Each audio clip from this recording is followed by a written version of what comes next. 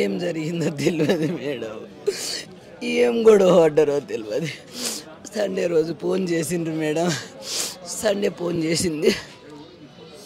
ఇప్పుడు వస్తుండ్రి సండే లేకుంటే ఒక సండే ఇడిచి ఒక సండే వస్తుండ్రి. ఒక్కదాన్నే కదా, మమ్మీని కలిసి వస్తామని వస్తుండ్రి. ఆ సండే రోజు నిన్న సండే రాకొచ్చినాం మమ్మీ, డీమార్ట్కి వెళ్తున్నాం, కూరగా సామాన్లు లేవు ఇంట్లో తీసుకొస్తాము, మండే వస్తాం ఆఫీస్ అయిపోగానే ఇద్దరం వస్తాము అన్నది. మాట తీరు కరెక్ట్ లేకపోయేది. చరత్ లేడా బేట, మాట్లాడతలేడు కొడుకా అంటే ఉన్నాడు మమ్మీ, మాట్లాడి గట్టు ఇస్తా అని ఇచ్చాడు. ఏం చరత్ మాట్లాడతలేవేం బేట అంటే ఏం లే ఉట్టిగానే మాట్లాడని ఎందుకు, ఆడతా అన్నాడు. మీ బిడ్డను చూడు ఇస్తా, తీసుకో ఇచ్చేస్తా అని ఆమెకి ఇచ్చింది. ఏం బేట చరత్ మాట్లాడపాయ బేట అంటే డిమార్ట్కి తొందరలు ఉన్నాం మమ్మీ, మళ్ళీ చేస్తలే అన్న.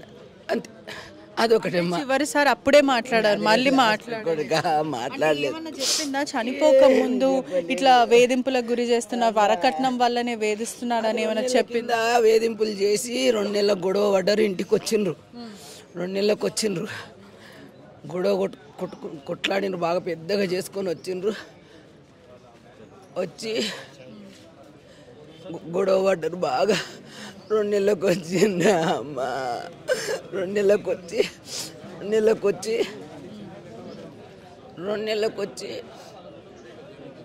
గొడవ పడ్డామంటే రాండి బేట ఇంటికి రాండి అంటే ఆడు ఫోన్ చేసి చరత్ గొడవ, మీ కూతురు గొడవ పడుతుంది, దేవిక గొడవ పడుతుంది, మేము వస్తామా అక్కడ, రాండి బేట అంటే వచ్చిండ్రు. వచ్చి 4 రోజులు ఉన్నారు. 5వ రోజు వెళ్ళి నేను వెళ్తామంటే నేను వస్తా బేట మీ ఏంటని సర్దుకున్నదాక. నేను ఆడ అంతకుముందే పెద్ద నొల్లి అయితే అపార్ట్మెంట్ వాళ్ళు ఇక్కడ ఉండకుండా వెళ్ళిపోండి అన్నారట. ఈ నొల్లి బాగాలేదు వెళ్ళండి అన్నారట. అట్లా ఆడ ఇల్లు మాకు ఇజ్జత్ పోయింది. మేము పెళ్లి కూడా ఎప్పుడు జరిగింది? కొత్తలోనే పెళ్లి జరిగినప్పుడు కూడా గొడవలు. ఆగస్టు 23కి అయింది. 2 నెలలకే గొడవ, పెళ్ళైన 2 నెలలకే గొడవ.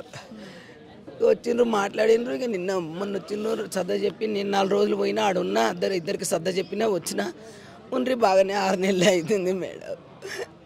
ఆదివారం ఫోన్ చేసి వస్తున్నది, నిన్నమాట శవం వచ్చింది కొడుకా, నాయమ్మ సోమవారం గోడ ఆయనకి పడ్డది కొడుకా, ఇవన్నీ కొరికేసిండు కొడుకా, ఏమిడితోటి చంపిండో కొడుకా, ఎంత కాసి ఉన్నదో అంత కాసితోటి కొరికిండు కొడుకా. ఒక్క ఆడదాన్ని కూడా అట్లా చెయ్యొద్దు కొడుకా, వానికి ఉరి శిక్ష పడని కొడుకా, నాకొక్క బిడ్డే కొడుకా. ప్రేమ పెళ్ళి అని తెలుస్తుంది. ఎన్ని సంవత్సరాలు ప్రేమించుకున్నారు? పెద్దలందరూ వాళ్ళతోనే పెళ్లి జరిగింది. అయింది మేడం. వాళ్ళు 3 నెలల నుంచి పరిచయం పడ్డా. 3 నెలల పరిచయం అయితే నేను ఆయననే చేసుకుంటా అంటే వద్దు బిడ్డ, ఊరికి వెళ్ళి అందరితోటి మాట్లాడి పెద్దలతోటి మాట్లాడి చేద్దాం అంటే ఏమొద్దు అన్నారు. దాన్ని చేసుకున్నది, శిక్ష అనుభవిస్తున్నది మేడం. నాయమ్మ శిక్ష అనుభవిస్తున్నది మేడం. మీరు మీ అల్లుడిని అడిగారా ఏం జరిగింది అసలు, ఎందుకు ఉరి వేసుకోవాల్సి వచ్చింది, నువ్వేమన్నా అన్నావా అని చెప్పి ప్రశ్నించారా? ఫోన్ చేశారు నాకు. సోమవారం 10-11 అయింది. ఫోన్ చేసారు. 9-9:30కి రోజు మెసేజ్ చేస్తుండే, గుడ్ మార్నింగ్ మమ్మీ అని పెట్టేస్తుండే. మా అమ్మ పెట్టింది కదా నేను నక్కుంటూ ఒక సిమ్మలు పెడుతుంటే, అంతే హాట్ సిమ్మలు పెడుతుంటే అంతకే ఇద్దరం అట్లా ఓకే ఉన్నట్లున్నాం అన్నట్లా ఉంటుంటే. 11 అయింది, ఫోన్ మెసేజ్ చేయలేదు. డౌట్ వచ్చింది, మా అమ్మ మెసేజ్ ఎందుకు చేయలేదు అనుకుంటున్నా. ఫోన్ వచ్చింది. ఫోన్ వచ్చి నేను పోలీస్ మాట్లాడుతున్నా, ఇక్కడికి వెళ్ళి మీ బిడ్డ ఊరు పోసుకొని చనిపోయింది, మీరు రాండి, వాళ్ళ డాడీ ఉన్నారా అంటే డాడీ దాన్ని లేడు, చనిపోయాడు. ఒకటే పాపనా? ఒకటే బాబా మేడం. నా అమ్ములు కొడుక, నా అమ్ములు నీలాగనున్నది కొడుక, నా అమ్ములు నీలాగనున్నది కొడుక, నా అమ్ములు నీలాగనున్నది కొడుక. చూసిరా తల్లి, నా అమ్ముల్ని చూస్తుంటే నీ పానం వెళ్ళిపోతుంది కొడుక. ఇష్టాల చూడు కొడుక, నా అమ్ములు నీలాగా నుండి కొడుక. చూడు కొడుక, న్యాయమ్మని ఏం చేస్తారు కొడుక, మూసిపెట్టొద్దు, న్యాయం చేయండి కొడుక, మీరందరూ న్యాయం చేయండి, మూసిపెట్టొద్దు, వానికి శిక్ష పడాలి. శిక్ష పడాలి నాకు న్యాయం. కట్నం కోసం ఎప్పుడైనా వేధించిండా? మీరు ఎంత ఇచ్చారు, కట్నం ఎంత ఇచ్చారు, పెళ్లికి ఏం చెప్పారు? అదనంగా కట్నం అడిగారు? అంతా అని అనలేదు మేడం, ఖర్చు పెట్టేసిన. వాళ్ళు గోవాలో మ్యారేజ్ చేసిండ్రు, వాళ్ళు దాంట్లో పెళ్లి చేసిన మేడం. వాళ్ళు గోవాలో చేసుకున్నారు. రిఫ్లెక్షన్లో ఇక్కడ బటన్ చిల్లర చేసిన 10-15 లక్షలు ఖర్చు వచ్చినాయి మేడం.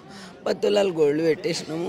సరే సార్లే ఉండని, ఇక వాళ్ళది మాది ఎంతనో కలిసి ఉన్నాం కదా, కలిసిపోయినాం. అట్లా వేధింపులు అనేది అర్థం కాలేదు మేడం నాకు. మొన్న వచ్చి ఇల్లు రాస్తావా మమ్మీ నీ అల్లుని పేరు మీద అన్నప్పుడే అర్థమైంది మేడం. ఇల్లు రాయమని అడిగినప్పుడే వేధింపుతున్నాడు అనుకున్న తల్లి.